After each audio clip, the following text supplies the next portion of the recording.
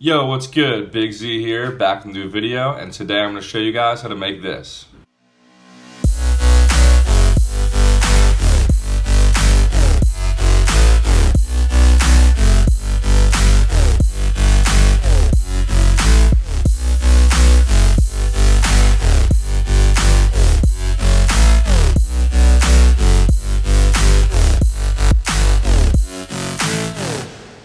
As always, all the MIDI files and serum patches will be linked down below.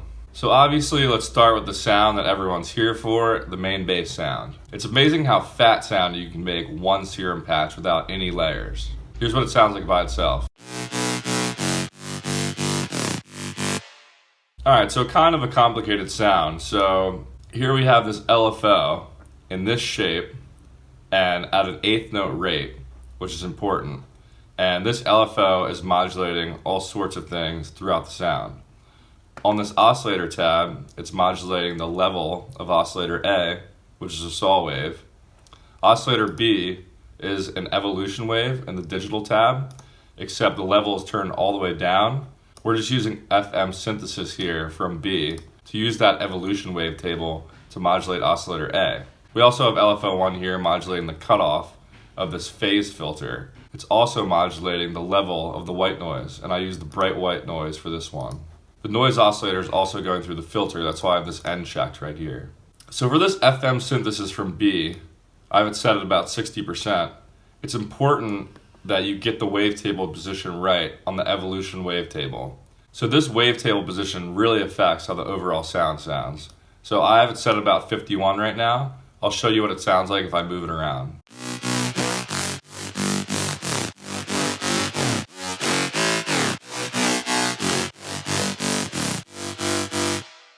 So you can see how much just moving that wavetable position affects the entire sound. I thought around 51 sounded the best and the most like the original. So here we are in the effects tab now. I have this LFO modulating a few things in the effects tab. I'll go ahead and play the sound without all the effects and then I'll add them in.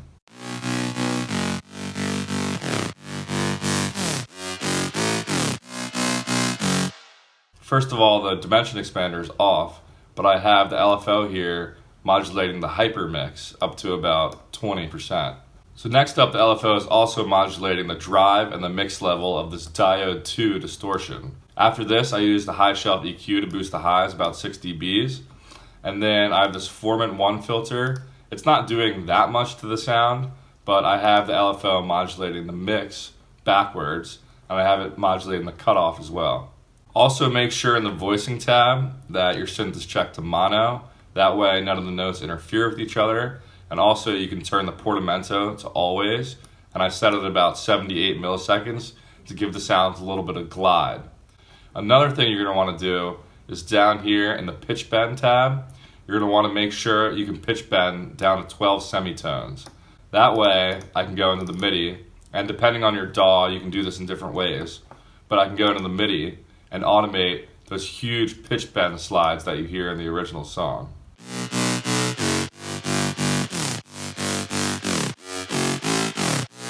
So those pitch bends are a really cool way to keep the sound interesting and unique. For processing on the bass, I have the CLA bass plugin, just adding compression and a little bit of chorus. Here's the EQ I have on here, making room for the sub, cutting out some mids around 550 Hz, and just cutting off some extreme highs above 14,000 Hz. That bass is layered with a sub layer. It's just a saw sub. And here's the EQ I have on there, just cutting off everything above 100 Hz to keep room for the bass. So there's some slight chords in the background. You can barely hear them, but they're like filling up the atmosphere of the track. And what I did was copy over that main bass patch. It's the same patch, there's no differences besides I turned off the distortion and the EQ. And this patch, instead of playing the bass notes, is just playing little chords.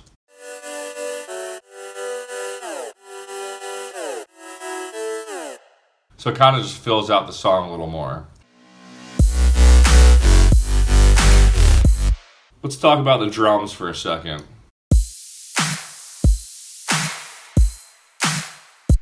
So obviously what stands out is the huge clap sound. So the clap has like 5 layers to it, at least the clap I remade from the song. I'll go through all the clap layers real quick.